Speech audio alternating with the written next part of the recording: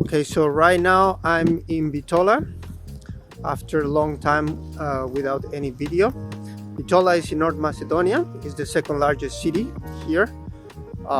It's called also the city of consulates because there were many consulates here, and it's the city where Ataturk studied. Ataturk, the creator of Turkey, basically.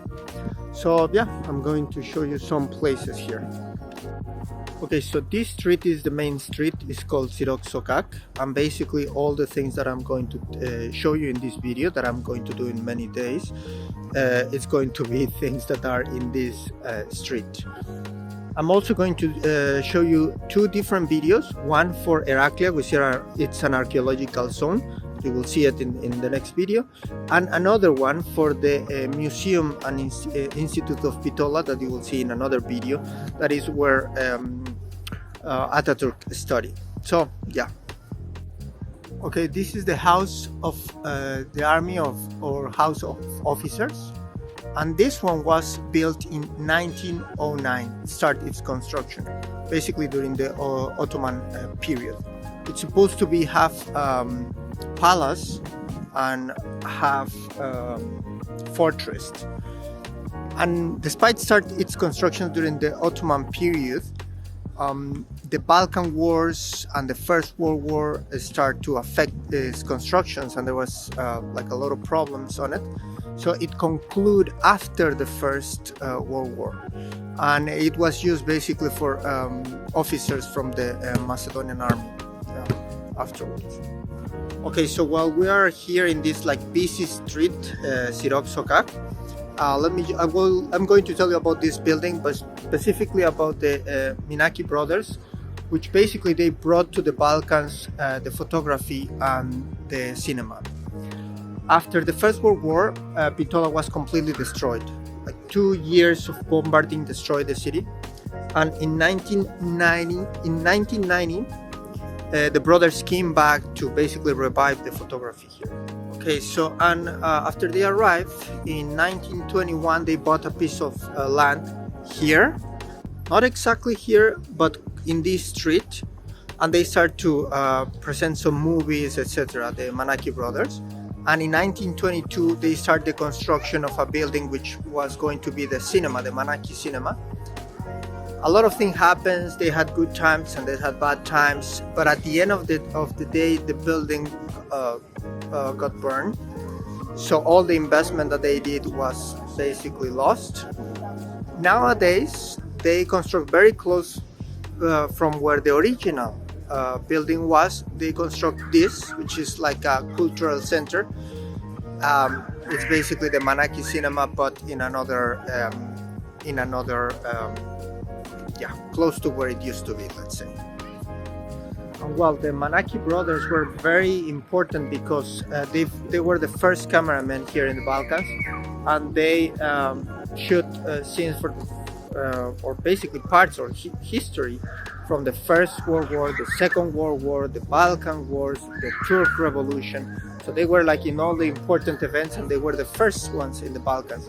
And well, although the building looks similar to the original, this is one side, it is not exactly like the original. But yeah, you can see it here in this main street. Okay, and this church is the Church of the Sacred Heart of Jesus. First, it was just a chapel. It was built in 1857 when somebody bought the Lokanda Hotel. This used to be a hotel, and they built the chapel. Later, they changed it for a building with a Baroque style. It's also in the same main square. You can see that there are this kind of coffees, etc. But anyway, the Baroque style building got burned, and then they built this church in Neo-Gothic style in 1909. That, if you remember, in 1909 was when the House of Army was concluded or built, and also when the military high school that you will see in another video in the Museum of Bitola became the Academy of the Military Academy. So a lot of changes in 1909. Yeah. And I just wanted to add some detail. In 1909, the Ottoman Empire was still here. So the top of the church, of any church, they allow this church, but the top should never exceed how high the minaret of the mosques were. So that's an interesting fact. Okay, so as a break, I just came to this place. I get some whiskey, Johnny Walker because the one that I like. This beer was very good, and this cheese with this kind of bread, which is it's like fondue, very good. Okay, so right now I'm in the old bazaar. You can see like the streets is completely Ottoman style. It's because the old bazaar started in the 14th century when following the Ottoman style. You can see there is some market with fruits and stuff. And basically during the 1800s there was three major fires here. But they recover from that. However, nowadays there is not much craftsmanship here because during the 18th century with the Industrial Revolution, like everything got industrialized, obviously. So yeah, this is the bazaar. Okay, so this is the Dragor River, and I wanted to show you that close to here is the Isaac Mosque. It was built in 1508, 1509, and basically it was the center of the Ottoman Bitola. Still considered the most beautiful mosque here in Bitola. And before, it used to have a madrasa, it used to have like all that the centers of the Ottomans used to have, like a school, etc. Now it's just a mosque. Okay, and from here we can see the mosque, and you can see these huge, kind of big metal walls. And this is the entrance for the Bezinten or Cover Bazaar.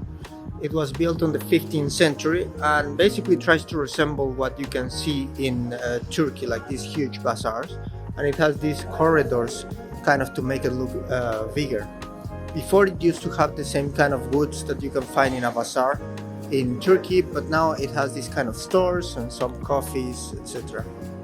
And this is the Yeni Mosque or New Mosque. It was built in 1558, 1559.